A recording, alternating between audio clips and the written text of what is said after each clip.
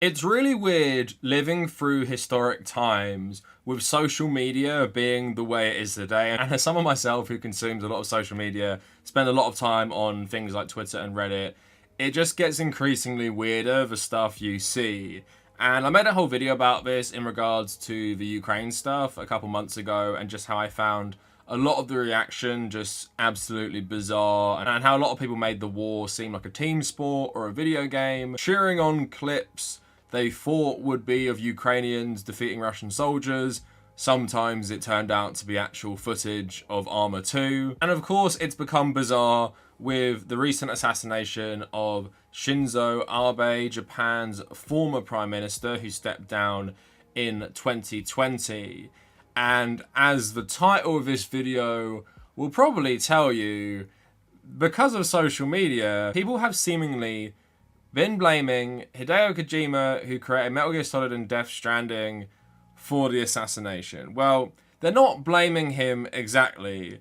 They're just using photos of him standing next to portraits of Che Guevara or wearing Che Guevara t-shirts to try and make the killer seem like a crazed leftist, but they don't really look alike. And of course, it's got a lot to say about mainstream media's racism, in that they take this insanely popular and famous Japanese video game creator and try and act like these pictures are of an assassin of a political figure in Japan. So all of that coming up for you today. This video will obviously be demonetized. Of course, all my social media links, Patreon, all that stuff down in the description. Also, for every 5k we get a new chocolate orange. Help me keep chugging along to 80,000 subscribers to get another one for the pyramid. And I guess let's get straight into the video. Now, I wouldn't necessarily go over the actual assassination in terms of the details, but I have spoke to a few people today in my own family who didn't really know much about it. So just in case you are unaware of what happened, here is The Guardian reporting the assassination today. Man arrested for murder after fatal shooting of Shinzo Abe. A 41-year-old man has been arrested for murder after the fatal shooting of the former Japanese Prime Minister. The man, Tetsuya Yamagami, reportedly told the police after his arrest on Friday that he was frustrated with the former Prime Minister and targeted Abe with the intention of killing him, according to the national broadcaster NHK. Police said the suspect had confessed and had a grudge against what he described as a specific organization he believed Abe was a part of. Abe was only a minute into his speech delivered to the public at the traffic island in the western city of Nara when Yamagami, dressed in brown trousers and a grey shirt, approached from behind. He pulled a weapon from the bag and began firing. 2 gunshots were heard and a cloud of smoke appeared. Audience members ducked down in terror, and a witness told the broadcaster they saw fragments of plastic fly over the crowd. Abe collapsed, his shirt marked with blood. Bystanders began to give first aid. Yamagami was immediately tackled by men in suits who appeared to be security. He did not try to run or say anything, witnesses told local media. Police officers dressed in protective gear, helmets, and carrying shields later raided his apartment in Nara City. Inside, they discovered more guns and a potential explosive device and warned members of the public to stay away. So apparently the assassin is ex-Japanese self-defense force Navy. So initially, when I saw this assassination and I saw him saying that Abe had connections to a specific group, I thought of maybe like the Nippon Kaigi, who we're going to talk about a bit later, but also Abe's role in pushing Japan to remilitarize. And I was thinking, like, is this person someone who doesn't want this to happen, and that's why they saw Abe as a target? But at this moment, we don't know anything. When you're watching this video, maybe you've heard of the motives, but I've been looking on social media all day for any scraps. Can't find anything. Japanese media and the government aren't releasing anything about the organization he believes Abe to be a part of. We can only speculate in this instance. It could be, you know, the theory I put forward. It could be someone who is actually more far right than Abe. It could also just be someone who is mentally not very well, maybe has knowledge of creating explosives from their time in the military, and they just decided to carry out this assassination. Hopefully it will become clear in the coming days. Of course, it's like a massive shock to Japan, where gun crime is relatively low, where the actual ownership of guns is very hard to come by. This guy actually made his own firearm. But despite the relatively low gun ownership in Japan, political assassinations even of prime ministers or former prime ministers, is actually fairly common as political assassinations go. I believe there's like been 6 in the post-war period, which is like really, really high. Now, of course, many people were talking about this on social media, but I just want to start with the most bizarre story of this whole thing, where seemingly from a 4chan hoax amplified by far-right European politicians, Greek media were running stories talking about the assassination while using pictures of Hideo Kojima and discussing the pictures in question. It's not just someone who accidentally put these photos in. They actually reference the photos like it's part of the story. So I saw this floating around the internet, and I believe this could be the source. So I don't know where this is even from, but 7th of July, Friday, 11:35. Here's a picture of the suspect being tackled, and then a red outlined box with Hideo Kojima in it, and the little writing at the bottom says, name Samiyuru Hideo, age 58, lives in Tokyo Prefecture, long criminal record, known left-wing extremist. So obviously I think someone's memeing. I don't know if this is 4chan or 2chan. And Nox Dawn did a really good thread, which I'm going to read, because this is how I think it entered Greek media.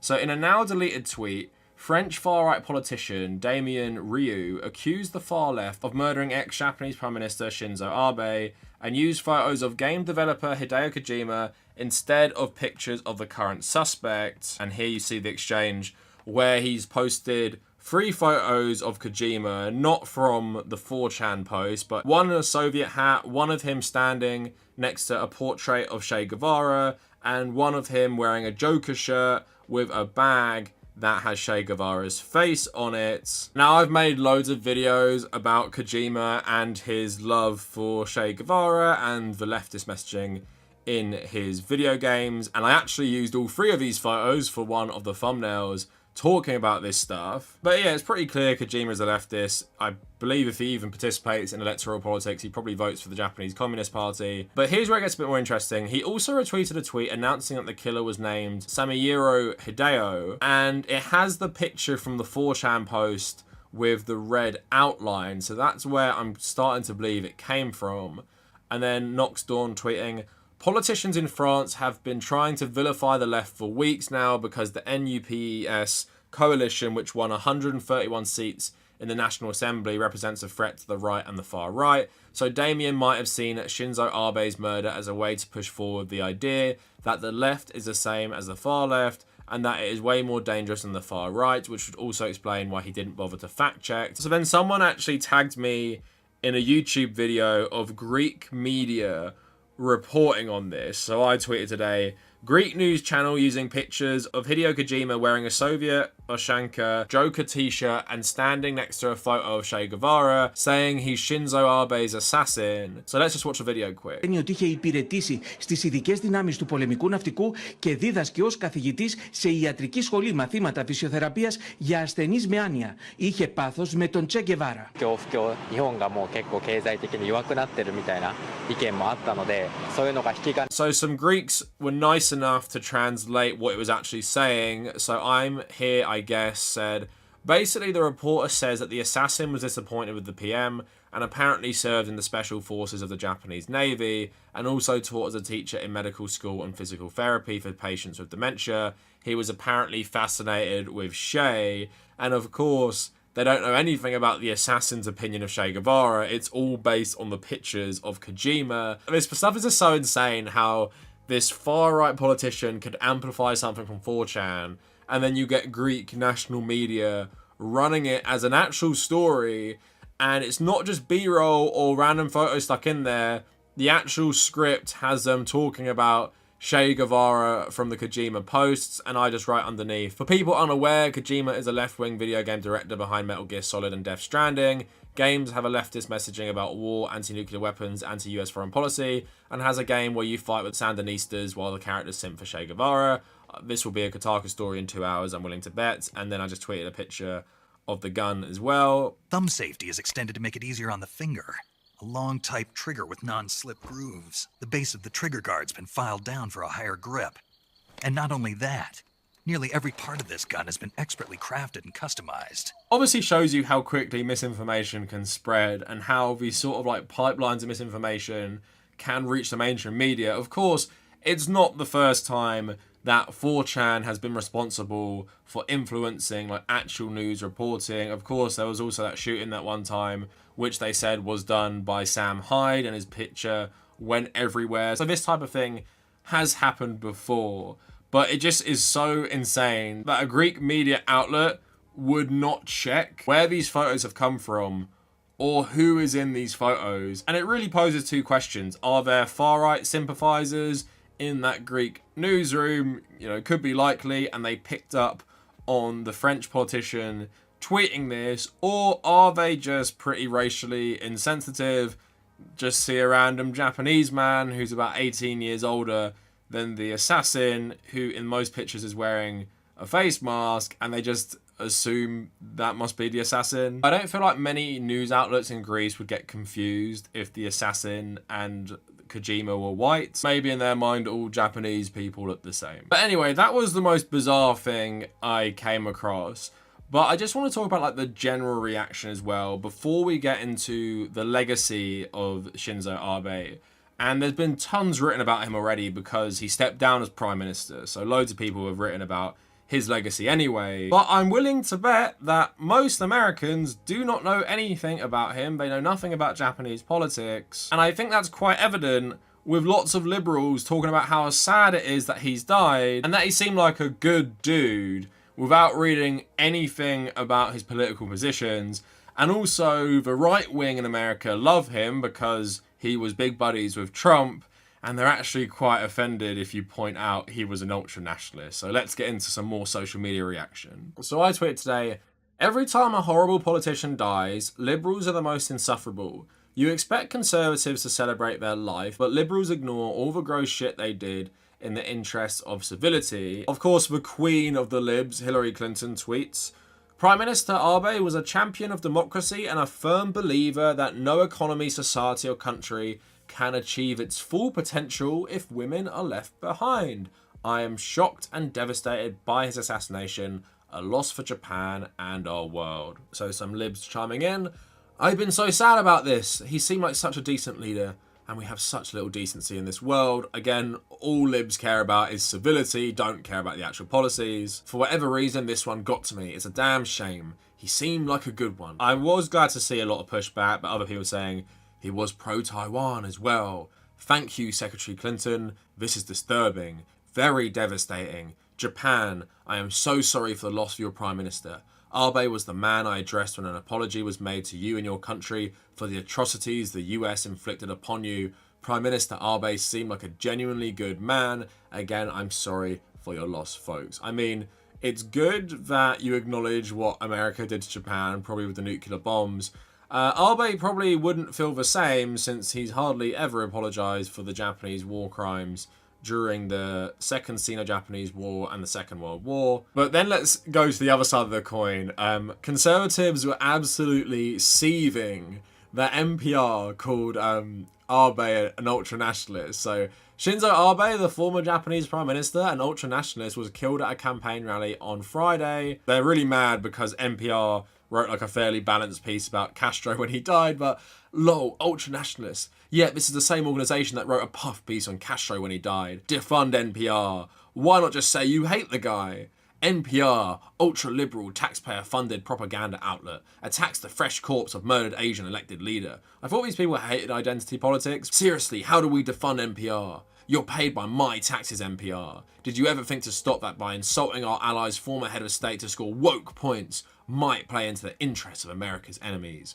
Or is that the point? The choice to use words like ultra-nationalist are what radicalizes people to do what exactly happened. Responsible journalism my tax dollars are paying for here. NPR deleted its first tweet calling Shinzo Abe a divisive arch-conservative and then posted this tweet calling him an ultra-nationalist as if he were Tojo and not the four-time elected leader of a modern democracy, may he rest in peace, because apparently if you're an ultra-nationalist that means you can't get elected anywhere. So I do find it pretty hilarious that liberals who obviously don't know anything about Abe are crying about how he seemed like such a decent dude and it's a massive loss for Japan and the world, while conservatives who also don't know much about him are crying that people call him an ultra-nationalist. Aren't conservatives the ones who are like massive patriots? You know, fascist Japan killed like thousands of Americans, did war crimes on Americans, and Abe embodies the type of mindset in Japan conservatism which do not want to acknowledge the war crimes or apologize for them. So you think they'd hate that, but no, because he liked Trump, I guess he's a good dude. So now I just want to switch it up to Chinese social media, which surprisingly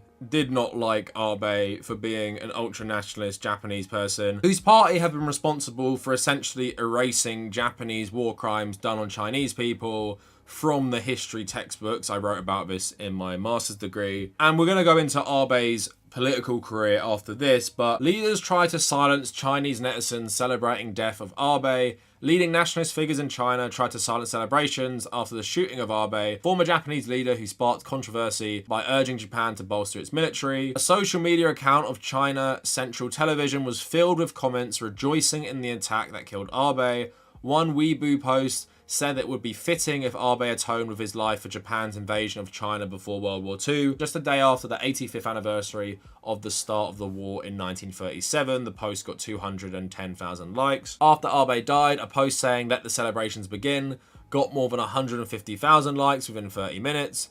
In a sign that the Chinese government didn't want the nationalist sentiment to spiral out of control, Xi Jin wrote on Weibo before the news Abe had died that this is the time to put aside political disputes. Abe angered the Chinese government and especially the more nationalist segment of the ruling party, both while he was in office and after, especially for pushing for Japan to increase defense spending and revise the pacifist article in its constitution. In 2013, his visit to the Yasukuni Shrine in Tokyo drew a quick rebuke from China for paying respects at a site that memorializes war dead, including World War II war criminals. So from reading that, you just might think, well, it's the Chinese right wing who are celebrating his death because they're all nationalists and they just hate Japan because it's, you know, their longtime enemy, hate him for World War II. I will say a lot of Chinese people, not just nationalists, do have good reasons to hate him, and we're going to get into all of that, and hate his family as well, because his grandfather was an absolutely brutal war criminal in the Second World War and was let off by the Americans because he was anti-communist and eventually became Prime Minister of Japan in 1957. Look, if there was a British Prime Minister who was downplaying and basically erasing all the atrocities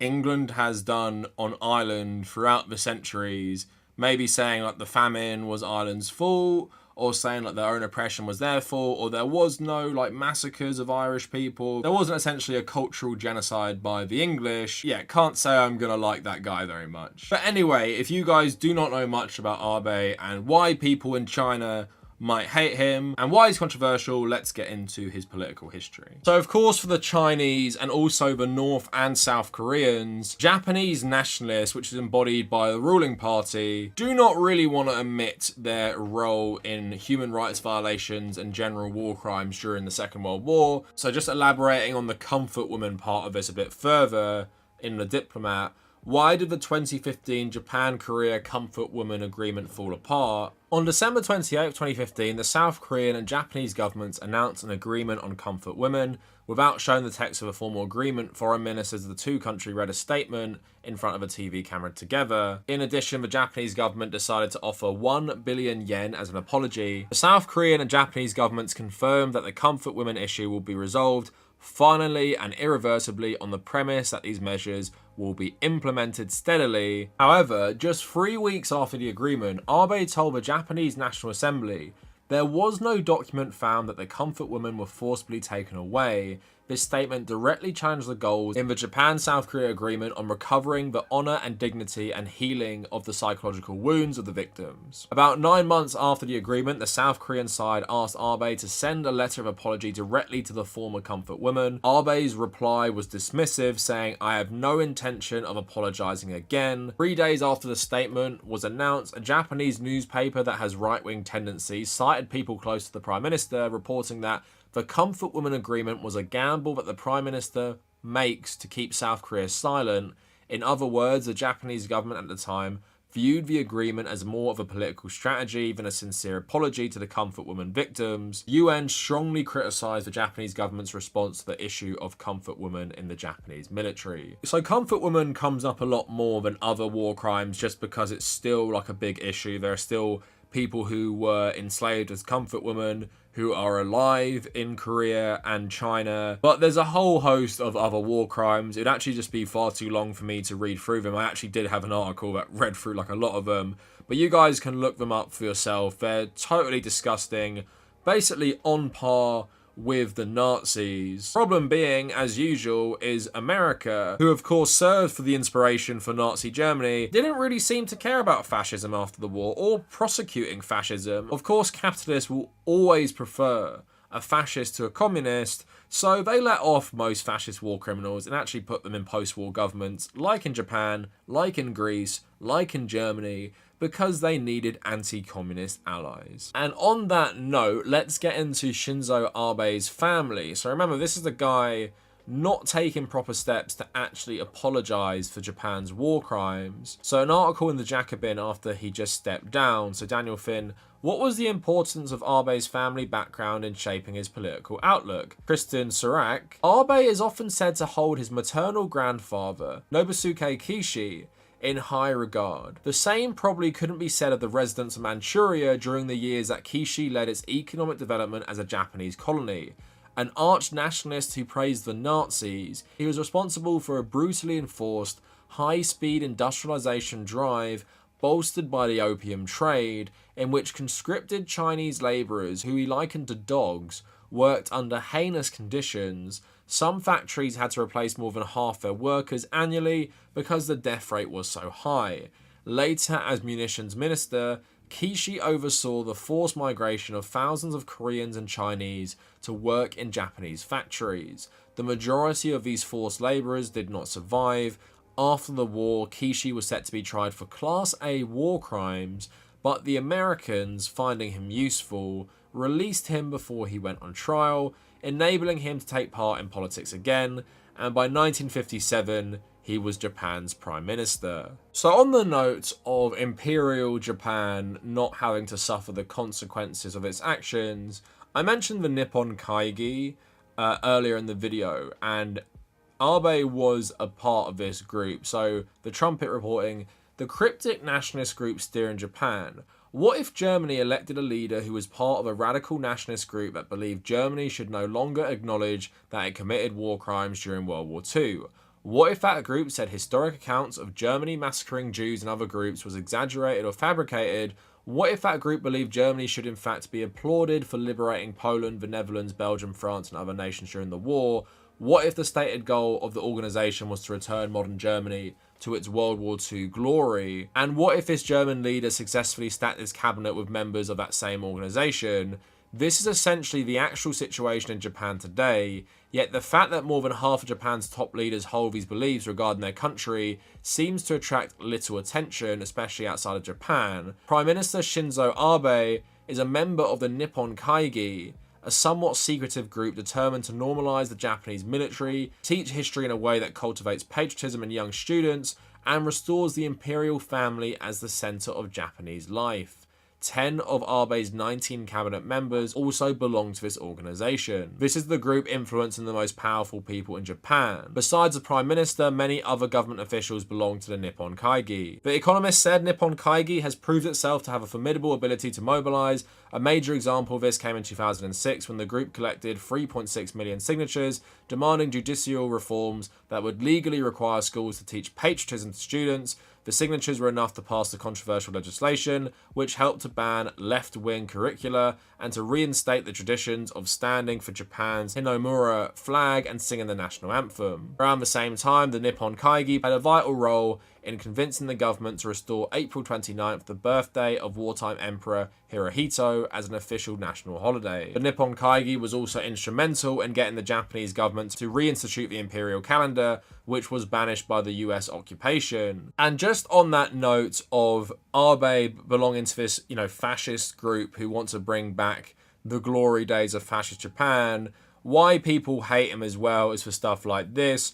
Japan should consider hosting US nuclear weapons, Abe says. Japan should break a long-standing taboo and hold an active debate on nuclear weapons, including a possible nuclear sharing program similar to NATO. Japan is a signatory to the Nuclear Non-Proliferation Treaty and has its 3 non-nuclear principles, but it should not treat it as a taboo discussion on the reality of how the world is kept safe. Japan should also consider various options in its discussions. It's important to move towards that goal, but when it comes to how to protect the lives of Japanese citizens and the nation, I think we should conduct discussions by taking various options fully into consideration. So Shinzo Abe was a militarist nationalist who belonged to a secret-ish fascist group who wanted to bring back the glory of Japan, was instrumental in getting history textbooks to take out things like the rape of Nanking, downplay Japanese war crimes during the Second Sino-Japanese War and World War II, and instill patriotism in schools while bringing back a lot of the cultural elements of Japan, while Abe himself wouldn't really apologize for the war crimes, visited the shrine, honoring war criminals, and he did this a lot until I think like 2018, 2019, only because North Korea started testing their ballistic weapons program more near Japan. And then of course he has comments about Japan potentially holding nuclear weapons, and even if you are a Japanese militarist, this still might be controversial because, of course, Japan is the only country that has suffered from being attacked with nuclear weapons in history. So even for people in Japan who think Japan should have an active military rather than a self-defense force, that would be hard to swallow, but it shows how militaristic this guy was. Even American conservatives, if they're patriots, liking him is stupid. Chinese people hating him is totally understandable. And I think it just shows the general ignorance to Japanese politics that most people are tweeting about how sad they are by this. And don't get me wrong, I think it's a bad thing that he was killed, because I generally don't believe in like capital punishment and killing people. But there seems to be a weird thing when bad people die, no matter what the circumstances. We're meant to treat it like some sort of tragedy, like when George Bush Sr. died, people were lionizing him as a great man, and I'm just there thinking, this dude was absolutely terrible, was in charge of so many facets of government. He was the head of the CIA, he was vice president, he was president, he unleashed so many terrible things on the world. I'm not sad he's dead. And Abe's another case of that. A far-right Japanese nationalist who wanted to restore the glory of Japan and wouldn't apologize for Japanese fascism, which his own family did. I'm not really sad a guy like this isn't around the world anymore. I am sad for Japan for 2 reasons, because I don't think this violence is a good thing. I'm hoping there won't be copycat people carrying out violent attacks on any politician. We obviously do not know the guy's motives, but if this is a fascist doing this as well, that's of course really, really concerning. And also on the other side of it, elections are coming up. The ruling party already basically own Japanese politics, but they could capitalize on this and use it to get into even more positions of power. And that's why I fear if this guy might actually be some sort of like pacifist leftist or something like that, and he killed Abe for being in the Nippon Kaigi and being a militarist, I fear they will use that to push a far-right agenda even more and crack down on left-wing elements in Japan itself. So overall, unlike liberals, I don't mourn for Abe's death. I also do not think it's a good thing, especially because of the repercussions it could potentially have on Japanese politics, which won't be beneficial for the progress of that country and might play into even more the demonization of left-wing people. So that is it for the video. Quite bizarre, but also serious. Let me know what you guys think down in the comments. Follow me on social media at the Kavernacle, and if you made it this far, thank you for watching.